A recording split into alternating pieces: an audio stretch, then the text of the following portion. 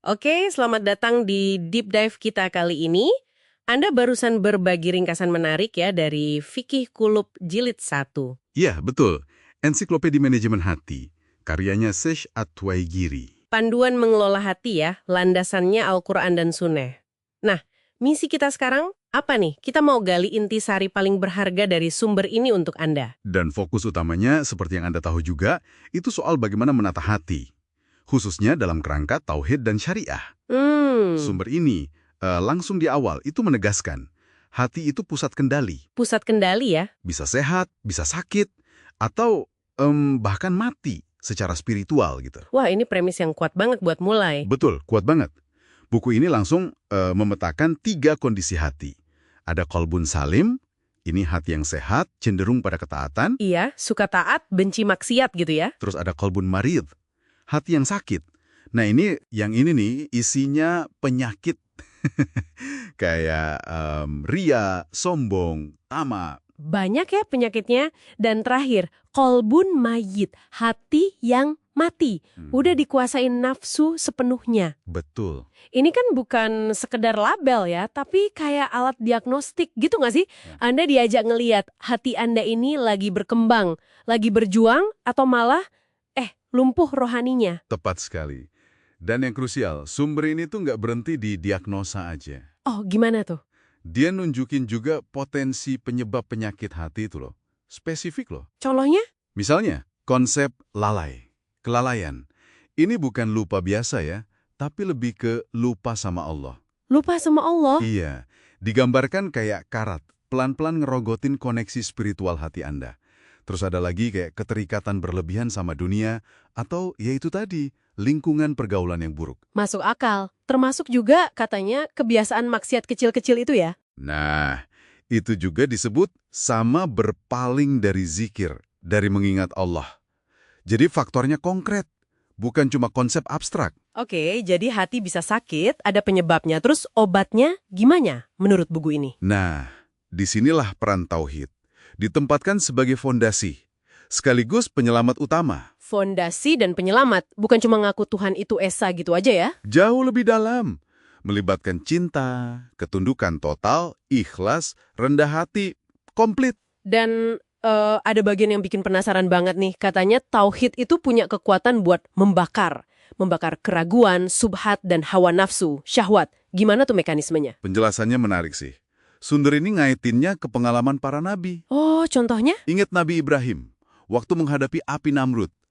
Kekuatan tauhid beliau, fokus totalnya ke Allah, itu jadi perlindungannya. Jadi semacam perisai gitu ya? Iya, pesan implisitnya gini, kekuatan yang sama itu bisa bekerja di dalam diri Anda juga.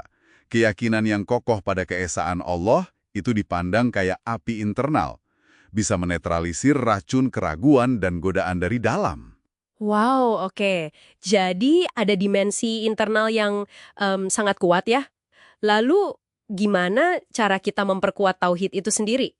Sumber ini nyebutin caranya nggak? Ada 2 jalur utama disebutnya untuk mengenal Allah. 2 jalur ya? Apa aja tuh? Ya kayak 2 jendela pengenalan lah. Pertama, lewat merenungkan ayat-ayat Al-Quran. Ayat kauliyah berarti ya, perintah larangan, kisah-kisah. Betul. Kedua, merenungkan ayat-ayat alam semesta. Ayat kauniyah, melihat jejak kebesaran Allah, hikmahnya, rahmatnya, di ciptaan sekitar Anda. Jadi wahyu dan observasi alam ya, dua-duanya penting. Saling melengkapi.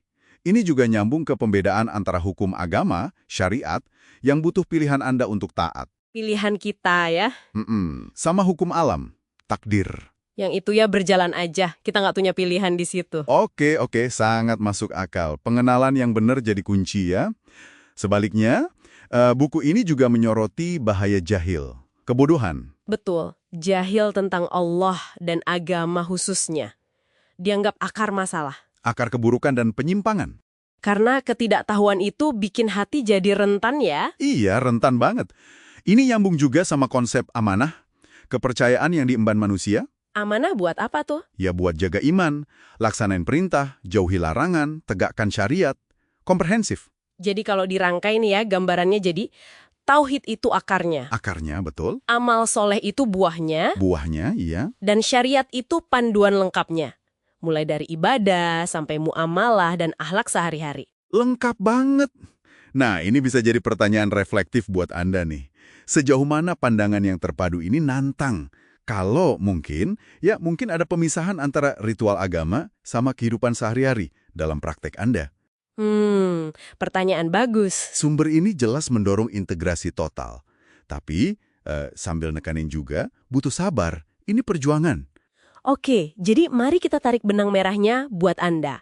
Intisari dari deep dive kita di ringkasan Fikih Kulub Jilid 1 ini apa? Intinya sih, menurut buku ini ya, Ya, menurut buku ini. kunci sehat spiritual, kunci bahagia dunia akhirat, itu ada di pengelolaan hati yang sadar. Pengelolaan hati yang sadar. Yang dasarnya itu pemahaman tauhid yang dalam, sama penerapan syariat yang menyeluruh dalam hidup. Jadi kondisi batin Anda itu jadi motor penggerak utama tindakan lahiriah Anda gitu ya? Tepat sekali, itu dia poinnya. Sip. Nah, sebagai penutup nih, ada satu hal lagi mungkin buat Anda renungkan lebih dalam. Apa tuh? Tadi kan kita bahas gimana tauhid itu digambarkan bisa membakar keraguan dan nafsu. Iya, metafora yang kuat itu. Coba deh Anda bayangkan, gimana kalau Anda secara sadar mencoba mengaktifkan cahaya atau api tauhid ini, pinjam istilah sumber tadi ya, pas Anda lagi hadapi tantangan, atau pas lagi ragu, atau tergoda dalam keseharian. Menarik. Mengaktifkan api tauhid secara sadar ya?